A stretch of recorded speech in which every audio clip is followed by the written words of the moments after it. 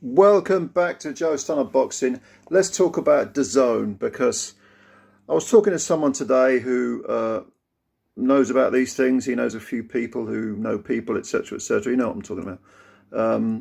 And he said things are not well at DAZN. Now, I don't think this is a real revelation because you may be aware that yesterday DAZN revealed that they are making redundancies, actually sort of stripping down, or streaming if you like, no pun intended, their staff in Britain. And my friend said to me there's probably going to be about 50% redundancies from the DAZN British base, which I think is in London. And also John Glazer, who was the executive vice chairman, he's stepping down and moving to a non-executive role.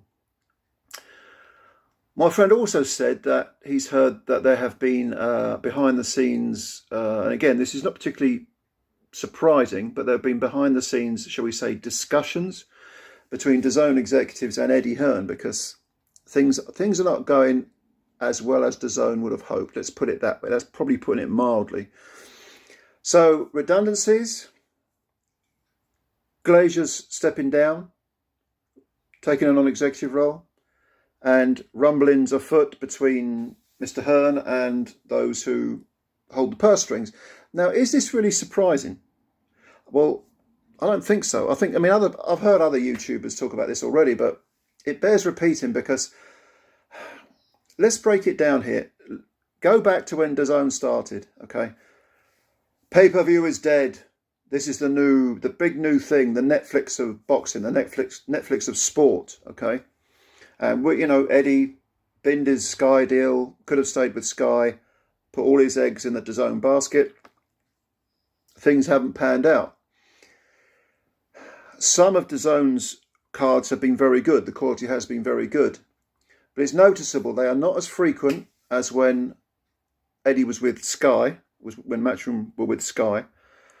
And the crux of that, I think, is that if you look at the stable that Matchroom have, they have got rid of their second tier fighters.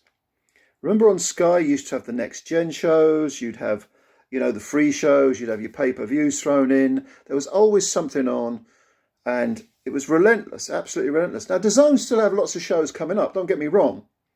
But if you analyse them, the depth isn't there. I mean, some of the Matchroom Sky shows from 7 years ago, 6, 7, 8 years ago, they had some real depth to them. I mean, you had, all sorts of, you get the trinket belts, the secondary belts, but they had some really great matchups on undercards.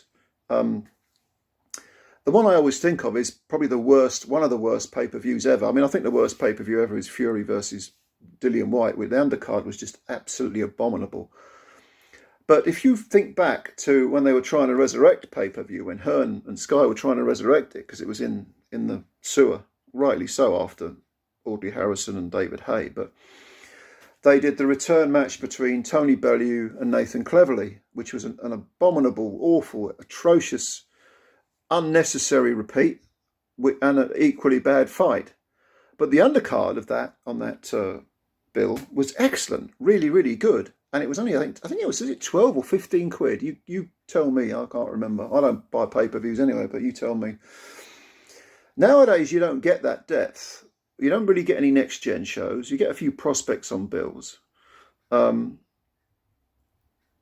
if you look at the roster of talent at Matchroom, it's not nearly as deep as it was. And people like Liam Smith have left.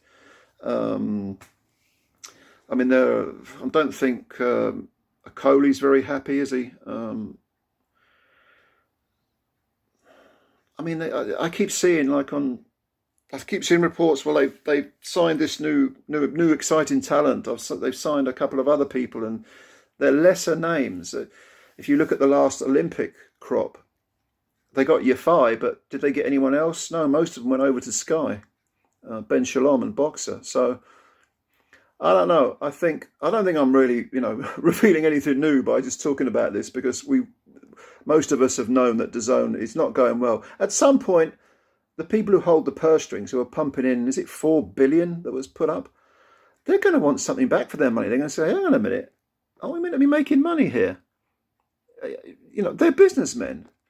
They may genuinely love boxing, but ultimately they can't just be losing money hand over fist. They're hemorrhaging money. And I don't think that these redundancies are particularly surprising. I don't know whether the John Glacier taking a back seat now is indicative of things not being well at DAZN.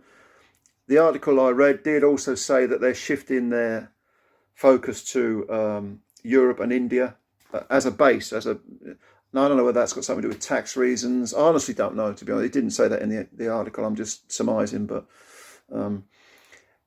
yeah, now I'm a big supporter of DAZN. I think that it's an excellent.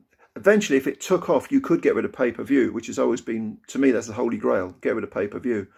But they're just not signing up enough subscribers quickly enough. And the quality of, again, the quality of a lot of DAZN cards is still pretty good. You know, despite the lack of depth to the Matchroom roster, there is still a lot of good stuff to be had. And I don't, you know, in all honesty, I don't think there's a great deal of depth on the Sky Boxer cards, but they're growing. They knew the score. And Sky, with its very, very deep pockets and extremely powerful platform for promotional platform, they knew that they were starting from the floorboards up with Boxer, and they did a deal with Bob Arum and Top Rank. But they knew from a British point of view they got to build from the up again, from the, you know, the floorboards right up again. They lost Matchroom, that could have carried on but didn't.